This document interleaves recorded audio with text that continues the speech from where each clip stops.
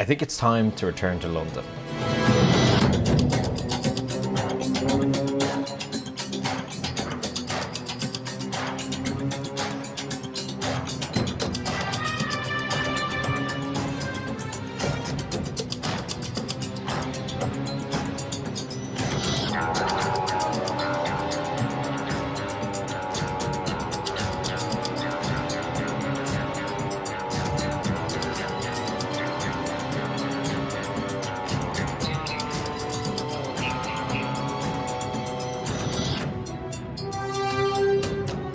However, it's not all sexy edits and cool shots. Disgraceful, ridiculous and a shambles.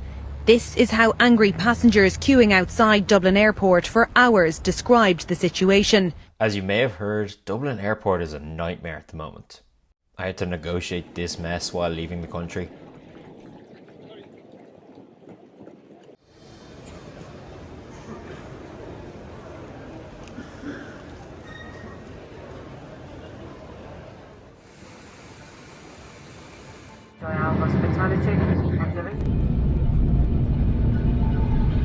I eventually got into the UK.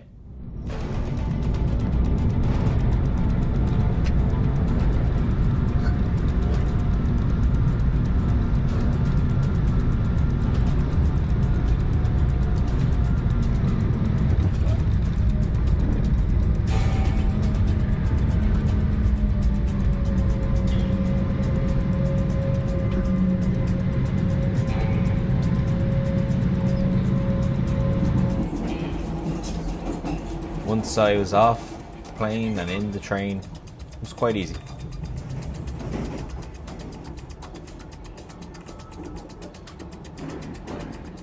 You'd like to see this.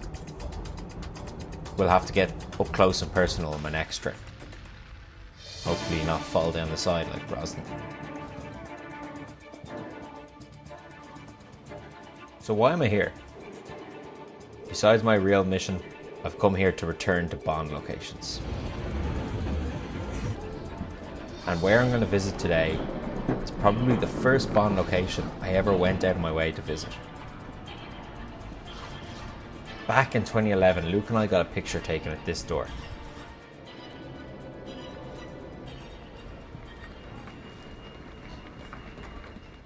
Let's stop wasting time.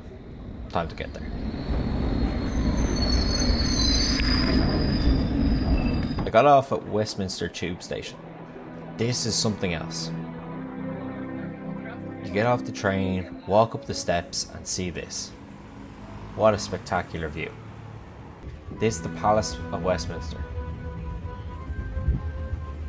And Big Ben too, obviously. I don't know about my viewers, but this neo-Gothic style is the architecture I love. You may remember from my Whitehall video, Big Ben was covered and being refurbished last time I was in London, but it looks brilliant now.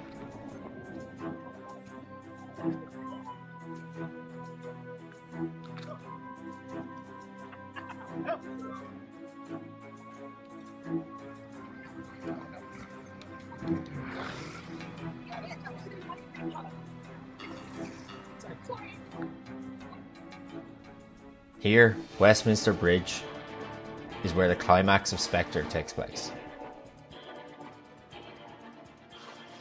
Bond captures Blofeld right here.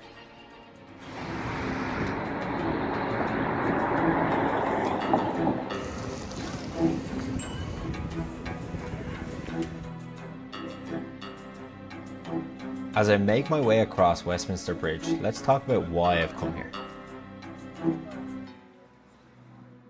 I have such a soft spot for Dying of the Day.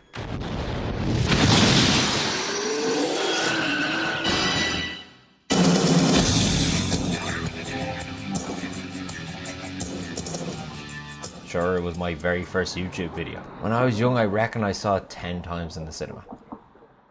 And in this film, there's quite a cool scene where Bond enters an abandoned underground station via the South Bank line. Hidden in plain sight. And easy to get to, you just walk across the bridge. There is County Hall and the London Eye. And what we are looking for is hidden under the South Bank line. The lion is an 1837 sculpture, but it ended up here in 1966 after a bit of a journey through many locations.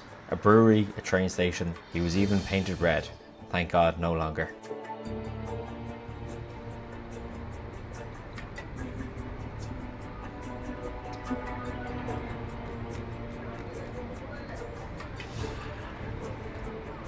And here we are, the door from Die Another Day.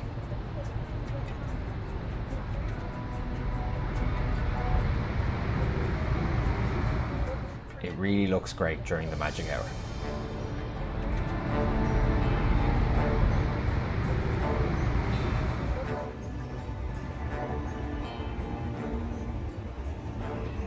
Just look around. We're in such a cool part of London right now. And doesn't there look like there could be secrets hidden behind this door? As I've said, I have a soft spot for Die Another Day, especially the first half of the film. It's really a nostalgic Bond film for me. Goes from gritty to outrageous all in the one picture. This door and the surroundings makes me feel a little special and in awe. And that's why I come to these Bond spots.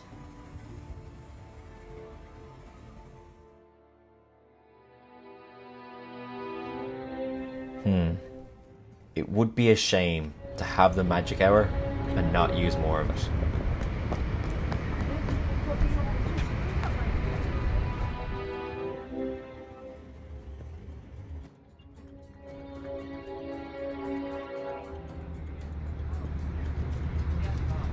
It wasn't just this area I wanted to see. On my way to catch my flight home, I took a little detour. Well, where am I going? Last time I was in London, I had planned to go see this location, but I just didn't get the time. Roupell Street. You may ask, what's so interesting down this quiet London street? So believe it or not, this is where Q lives in No Time to Die, where they barge in on his preparation for his evening meal. So you're not dead? Hello, Q. I've missed you. That smells great. And I intend to find the house. As you can see, while I was here, they were leading up to the Queen's Jubilee, so there were a lot of flags out. There was actually quite a nice buzz in London at the time. People were happy, obviously coming into a long weekend.